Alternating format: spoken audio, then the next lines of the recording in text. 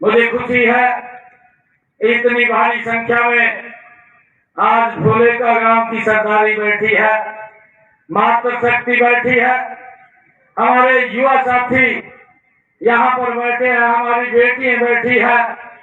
आप सबको मैं आज महाराजा सूरजमल की प्रतिमा के अनावरण के अवसर के ऊपर बहुत बहुत बधाई भी देता हूँ, शुभकामनाएं भी देता हूँ। आज उनका ये 261वां ये बलिदान दिवस हम सब मना रहे हैं।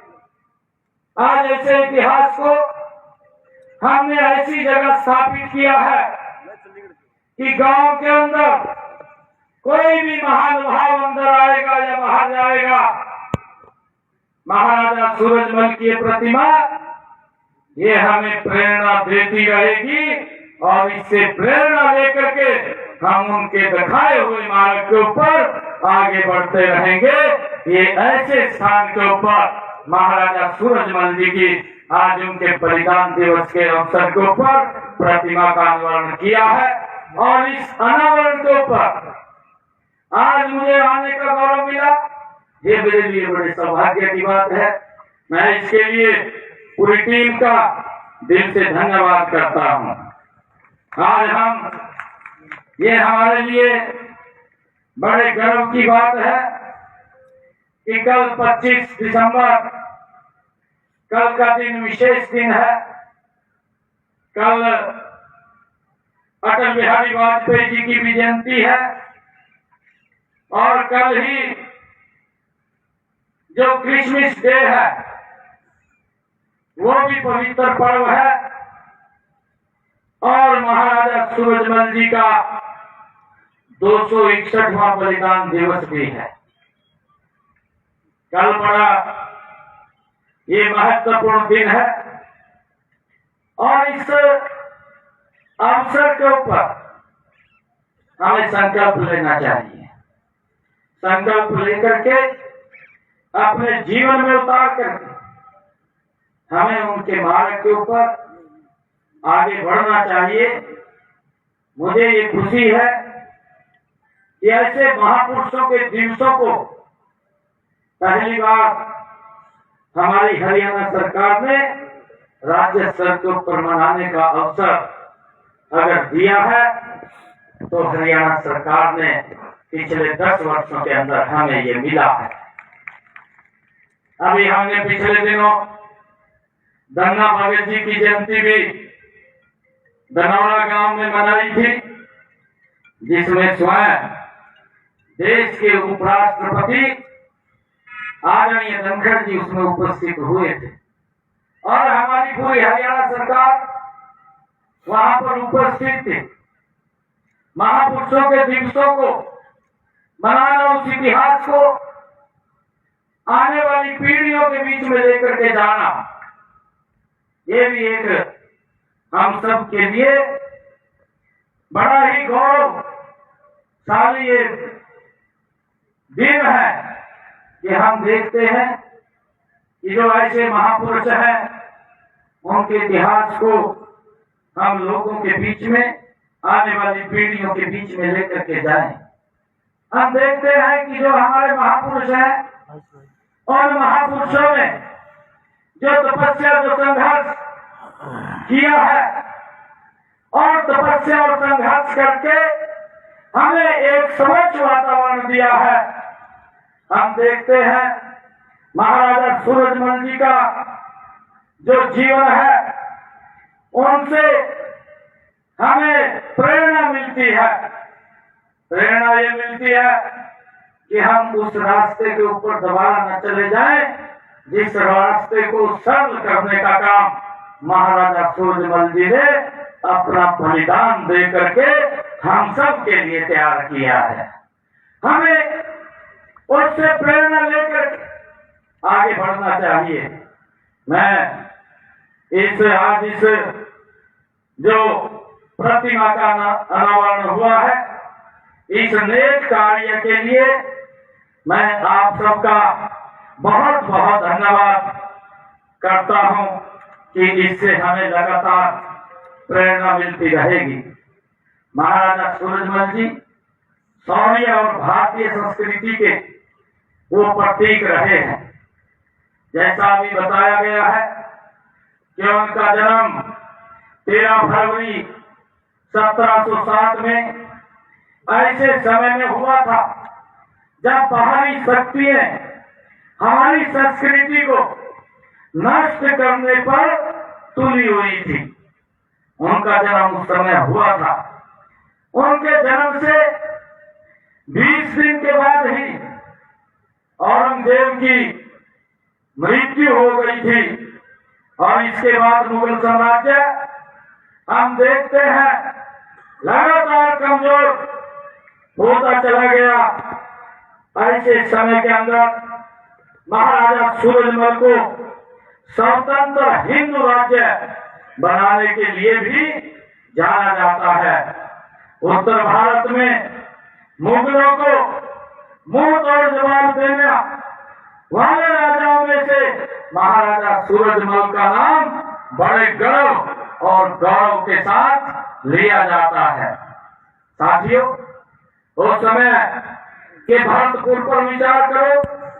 उस समय के हालात में रियासत को संभालना कोई आसान नहीं था, लेकिन महाराजा सूरजमल जी ने 14 वर्ष की छोटी आयु में भरतपुर रियासत का राजकाज संभाला और फिर अनेक युद्ध जीत करके उसका विस्तार करने का काम महाराजा सूरजमल जी ने किया है। उन्होंने अपनी दूरदर्शिता, साहस और वीरता के बल पर भरतपुर राज्य का विस्तार बहुत दूर तक किया। वह पूर्व में गंगा तक, दक्षिण में चंबल तक, पश्चिम में आगरा तक और उत्तर में दिल्ली तक उनका साम्राज्य ये फैला हुआ था। युद्ध की अपेक्षा कूटनीति का सहारा लेकर के उन्होंने प्रजा को शांति और सुरक्षा प्रदान की। अपनी और तनी अब्दाली की तोपों का उन्होंने अपनी कुशल रणनीति से उनका रुख उल्टा कर दिया। ऐसे महान व्यक्तित्व महाराजा सूरजमल थे। इतिहासकारों ने लिखा है कि महाराजा सूरजमल जी ने महाराजा रणजीत सिंह जी और छत्रपति शिवाजी जैसे सैन्य संचालन और नेतृत्व के गुणों में विद्वान थे। हरियाणा से उनका गहरा नाता था। उनका विवाह होडल के समृद्ध जाट परिवार के चौधरी कांशीराम की सपुत्री किशोरी से हुआ था। महारानी किशोरी महाराजा सूरजमल की तरह ही साहसी और वीरांगना थी। इस समाज ने सदा ही अन्याय के विरुद्ध संघर्ष किया। राष्ट्र के मान सम्मान और स्वाभिमान की रक्षा के लिए बड़ी से बड़ी कुर्बानियां वो दी हैं। जाटों का आज तक का इतिहास इनकी वीरता, साहस, उद्यमशीलता, राष्ट्रीय चरित्र तथा देश प्रेम का प्रतीक रहा है। भारतीय सशस्त्र सेनाओं में जाट रेजिमेंट का एक गौरवपूर्ण स्थान है। भारत की आजादी के बाद राष्ट्र की आन बान और शान की रक्षा के लिए कुर्बानी देने वाले इस समाज के अग्रणी रहे हैं। इस समाज ने इस देश को कर्मठ किसान और देशभक्त बहादुर जवान दिए हैं। ये हमें इस बात का गर्व है। उन्हीं का ही अनुकरण करते हुए हमारी सरकार ने भी अनेक कारगर नीतियां लागू की हैं। मुझे खुशी है कि हमने हरियाणा के अंदर ये महाराजा सूरजमल जी उन्हीं का ही प्रताप है। आदरणीय नरेंद्र मोदी जी उनके ही दिखाए हुए महापुरुषों के रास्ते के ऊपर आगे बढ़ रहे हैं और हमने ये निर्णय किया, ये महाराजा सूरजमल जी की ही प्रेरणा है और उस प्रेरणा से हमने, हमारी सरकार ने ये निर्णय किया कि हरियाणा के किसान की 100% फसल MSP के ऊपर खरीदने का काम ये हमारी हरियाणा सरकार करेगी। मुझे ये भी खुशी खुशी है कि हमने ये भी निर्णय किया है कि अगर मेरा किसान मंडी के अंदर अपनी फसल को डाल करके आता है, 72 घंटे के अंदर उसके खाते में डीबीटी के माध्यम से डायरेक्ट पैसा पहुंचाने का काम ये हमारी सरकार करती है। और ये प्रेरणा अगर कहीं से मिली है, ऐसी महापुरुष हैं जिन्होंने हमें एक रास्ता दिखाया, उनके रास्ते के ऊपर चलते हुए हमारी सरकार ये काम कर रही है। मुझे खुशी है कि जब से डीबीटी के माध्यम से किसानों के खाते में डायरेक्ट पैसा पहुंचना शुरू हुआ है, हरियाणा प्रदेश के 12 लाख किसानों के खाते में अब तक हमने 1,25,000 करोड़ रुपया डायरेक्ट उनके खाते के अंदर पहुंचाने का काम ये हमारी सरकार ने किया है। नहीं तो भाइयों, हम देखते थे कि किसान अपनी फसल बेच देता था, ऐसे के लिए घूमता रहता था, पैसा उसको जब वो हिसाब करने जाता था तो आरती बोल देता था, भाई तेरे पास तो इतने ज्यादा चले गए। क्योंकि हमारे खर्चे ऐसे थे, किसानों के ऐसे खर्चे होते हैं कि जब आरती के पास जाते थे कुछ ना कुछ उससे लेकर के आ जाते थे। परंतु ये पहली बार ये एहसास ये मेरे किसान को हुआ है कि आपकी फसल इतने की हुई है, डायरेक्ट पैसा उसके खाते के अंदर जाता है। ये सम्मान देने का काम ये हमारी सरकार ने किया है, आदरणीय नरेंद्र मोदी जी ने किया है। मुझे ये भी खुशी है कि हमारी सरकार ने अभी पिछले दिनों इसी सीजन के अंदर फसल जो धान की फसल थी उसमें पानी वर्षा कम हुई और वर्षा कम होने के कारण किसान के खर्चे ज्यादा हुए।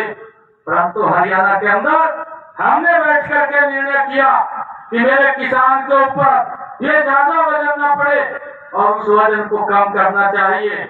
और हमने तुरंत निर्णय किया, किसान के खाते में 2,000 रुपए प्रति एकड़ के हिसाब से हमने डायरेक्ट पैसा पहुंचाने का काम किया।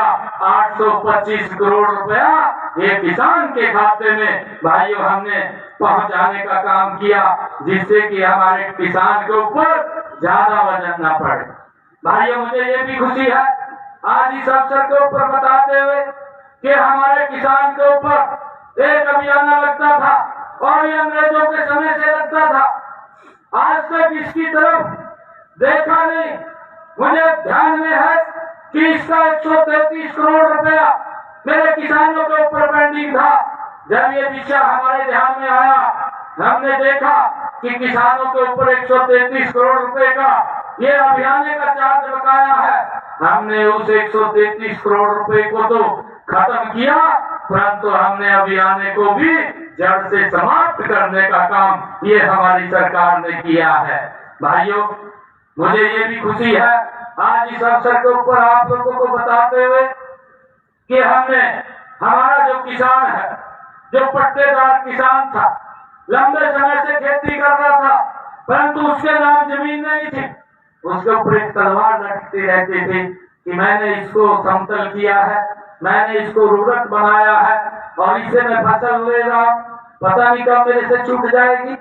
हमने हरियाणा विधानसभा के अंदर पहले तो हम कैबिनेट के अंदर इस विषय को लेकर के आए, कैबिनेट के अंदर हमने चर्चा करके पास किया और कैबिनेट के बाद हमने विधानसभा में लेकर के गए और हमने कानून बना दिया, एक्ट बना दिया कि जो पट्टेदार हमारा किसान है, जिसके पास ये जमीन है, कलेक्टर रेट लेकर के वो जमीन उसके नाम कर दी जाए और इस लिटिगेशन को भी समाप्त कर दिया जाए, जिससे उनके ऊपर एक भय था।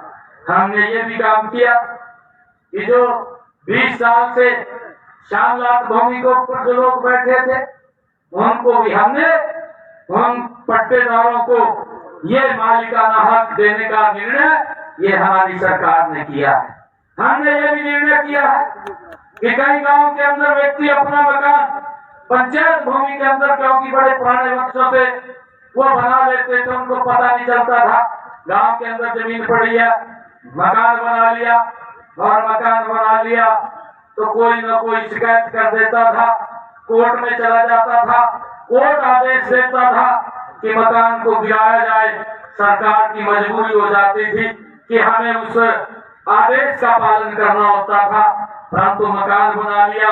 ऐसे बहुत सारे लोग हमारे पास भी आते थे कि भाई फोन कर दो हमारा मकान न गिरे।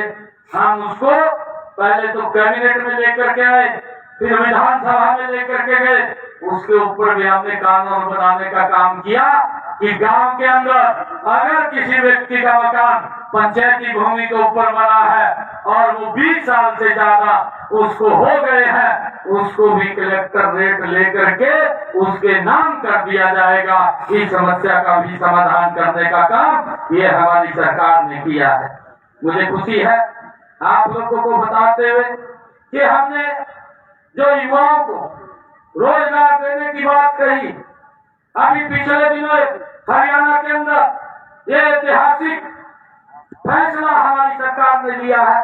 आज तक इतना बड़ा एक समय के अंदर 24,000 युवाओं को बिना पर्ची बिना खर्ची के हरियाणा सरकार के अंदर गरीब परिवार का बेटा भी कहीं जाने की आवश्यकता नहीं है, घर बैठे ही ज्वाइनिंग लेटर पहुंचाने का काम ये हमारी हरियाणा सरकार ने किया है।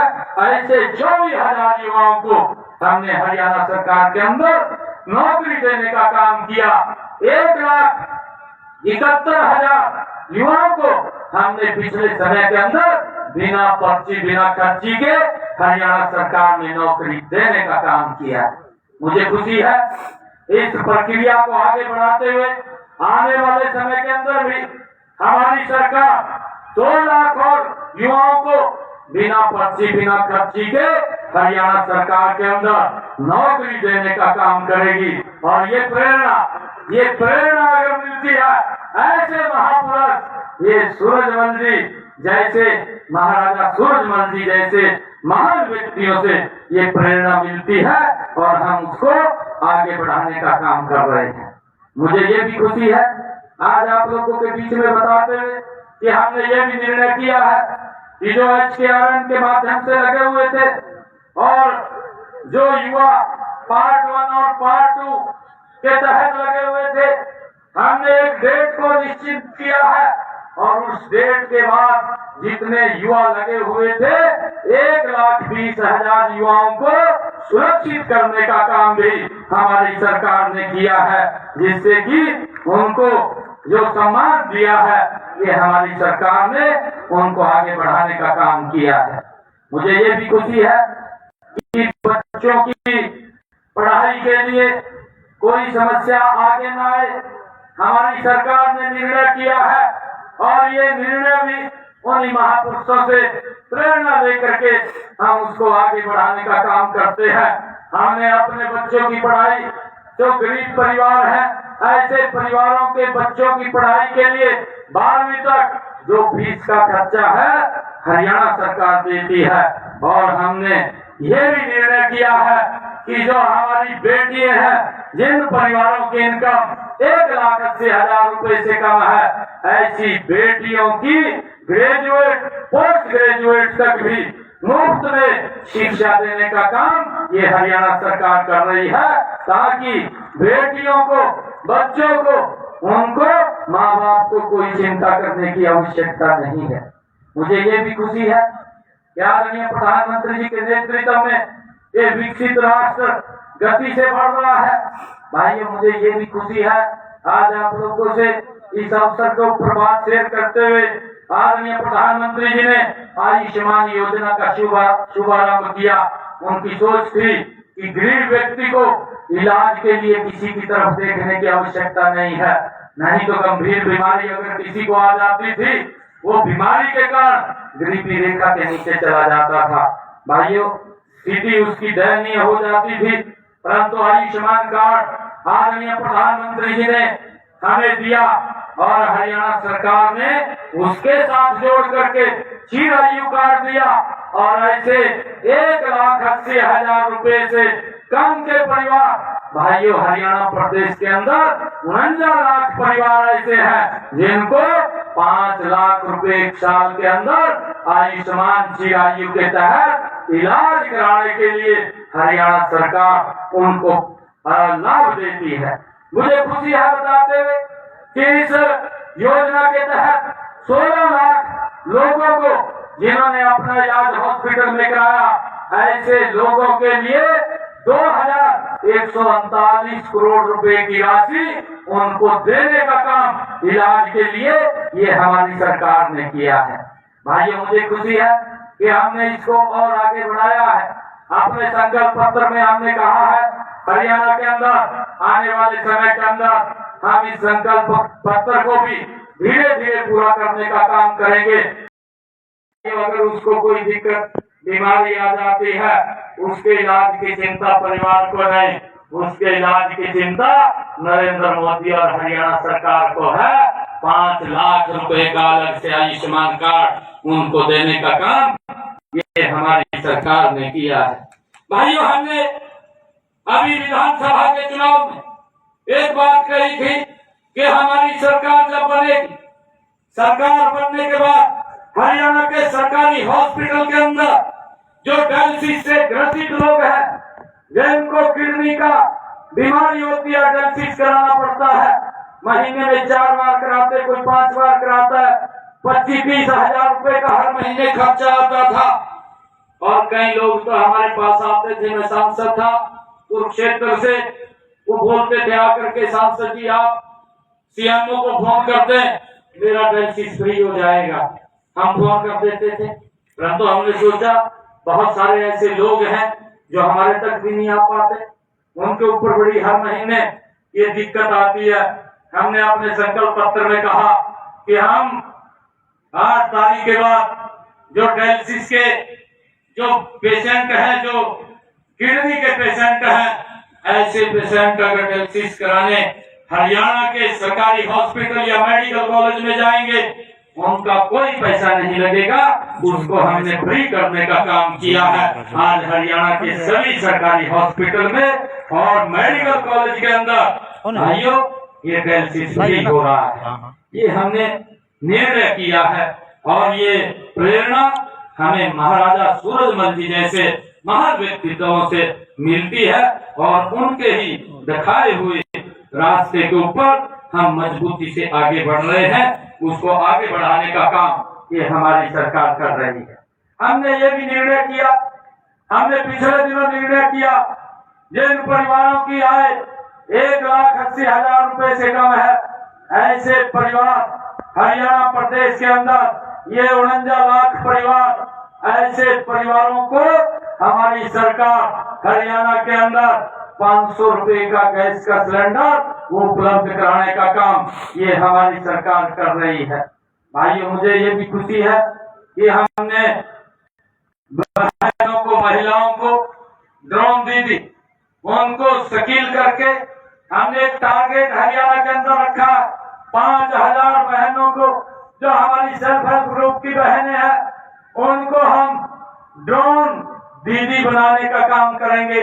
उनको कौशल दे करके और उनको एक ड्रोन देने का काम करेंगे। हमने अब तक 100 महिलाओं को इसमें निपुण किया है और 8 लाख रुपए का ड्रोन फ्री में दे करके उनको भाइयों पैरों पे खड़ा करने का काम ये हमारी सरकार ने किया है, ताकि बहनें वो आत्मनिर्भर बन करके अपने परिवार को आगे बढ़ा सके। ये निर्णय भी हमारी सरकार ने किया है। मुझे खुशी है कि हमने 5 लाख लाखपति दीदी बनाने का निर्णय भी हमारी सरकार ने लिया है। अब तक 1.5 लाख से ज्यादा बहनों को लाखपति दीदी बनाने का काम भी ये हमारी सरकार ने किया है। मुझे खुशी है आप लोगों के बीच में बताते हुए, हमने पीछे कहा था कि जो 100 गज के प्लाट जिन परिवारों के पास थे, न कागज था न कब्जा था, हमने उनको कागज और कब्जा देने का काम किया। हमने उसको आगे बढ़ाया और हमने कहा कि ऐसे परिवार जिनके पास मकान बनाने के लिए जमीन नहीं है, उनको आने वाले समय के अंदर 100 गज का प्लाट देने का काम ये हमारी सरकार करेगी। और हमने ये निर्णय किया कि आने वाले समय के अंदर 1 लाख परिवारों को पहली किस्त के अंदर हम 100 गज का प्लाट देने का काम करेंगे।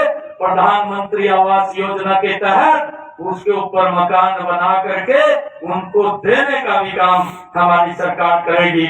इसके लिए हम निरंतर आगे लगे हुए हैं। मुझे खुशी है कि महाराजा सूरजमल जी की जो उपलब्धि है और उनका जो योगदान आज भी हमारे समाज में स्मरणीय है। मुझे खुशी है कि उनका जीवन हमें साहस, संघर्ष और निष्ठा से जीने की प्रेरणा वो देता है। ऐसे महान देशभक्तों और महापुरुषों के जीवन से हमें प्रेरणा लेने के लिए उनकी प्रतिमाओं की स्थापना करना और उनके नाम पर संस्थाओं को खोलना बहुत जरूरी है। मुझे खुशी है कि हरियाणा में महापुरुषों के आदर्शों और सिद्धांतों को जीवंत बनाए रखने की समृद्ध परंपरा है। उसी परंपरा में आज महाराजा सूरजमल जी की इस प्रतिमा का अनावरण किया गया है। इसके लिए मैं आप सबको बहुत बहुत बधाई देता हूं और मैं साथ ही युवा पीढ़ी को भी आह्वान करता हूं कि वह महाराजा सूरजमल जी के दिखाए हुए रास्ते पर चलकर इस गर्मामयी संस्कृति की और देश की एकता और अखंडता के लिए काम करें। और मैं एक आज हमारे जो कड़वासरा साहब हैं उन्होंने एक अभियान का भी शुरुआत की है। आज पूरा माले का गांव की सरदारी, फूले का गांव की सरदारी आज यहाँ बैठी है। मेरी मातृ शक्ति भी बैठी है, हमारे बुजुर्ग भी बैठे हैं। मैं धन्यवाद करूंगा। कुछ खापों ने भी इसके ऊपर निर्णय किए हैं और उन्होंने इकट्ठे होकर के एक फैसले भी लिए हैं और उसके अंदर आज मैं आप लोगों से एक संकल्प लेकर के यहाँ से जा रहा हूँ। जब हम महाराजा सूरजमल जी के आज प्रतिमा का अनावरण कर रहे हैं, मैं फूले का गांव की सरदारी, मातृ शक्ति, युवा साथियों और बुजुर्गों से एक संकल्प लेता हूँ कि आने वाले समय के अंदर ये मेरा फूले का गांव ये नशा मुक्त होना चाहिए। इस गांव के अंदर एक भी युवा वो नशे की तरफ नहीं जाना चाहिए। अगर उसने नशा करना है तो नशा वो किताब से करे, वो पढ़े और पढ़ करके ऊंचाइयों को छुए, माले का गांव का नाम भी ऊंचा करे। भाई उससे हम नशा करें परंतु नशे से दूर रहें। अपना जो एक अभियान यहाँ पर चला है कि बेटा बचाओ अभियान, बेटे बचाओ अभियान के तहत हम सब मिलकर के ये संकल्प लेकर के यहाँ से जाएंगे जो हम महाराजा सूरजमल जी को अपनी सच्ची श्रद्धांजलि देंगे कि एक भी युवा साथी हमारा नशे की तरफ नहीं जाएगा।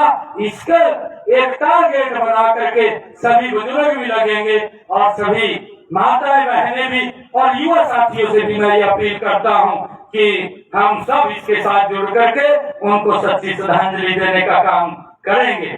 मैं पुनः भारत माँ के इस महान सपूत को पुनः अपने श्रद्धा सुमन अर्पित करता हूँ और आप सबको आज ये प्रतिमा का अनावरण हुआ है इसके लिए मैं बधाई भी देता हूँ। आप सब इतनी संख्या में आए, आप सबका बहुत बहुत धन्यवाद। जय हिंद, जय भारत माँ। एक जोरदार जयकारे के साथ महाराजा सूरजमल, महाराजा सूरजमल, महाराजा सूरजमल, भारत माता के, भारत माता के। और आज मैं यहाँ पर आया हूँ। मैं एक मांग पत्र मेरे को भारतीय जाट विकास मंच द्वारा दिया गया है। इसमें 4 मांगे लिखी गई हैं। इनको विभाग के अनुसार भेज करके जो भी इसमें कहा गया है उनकी विजिबिलिटी चेक करा करके इसको पूरा करवाने का काम हम करेंगे।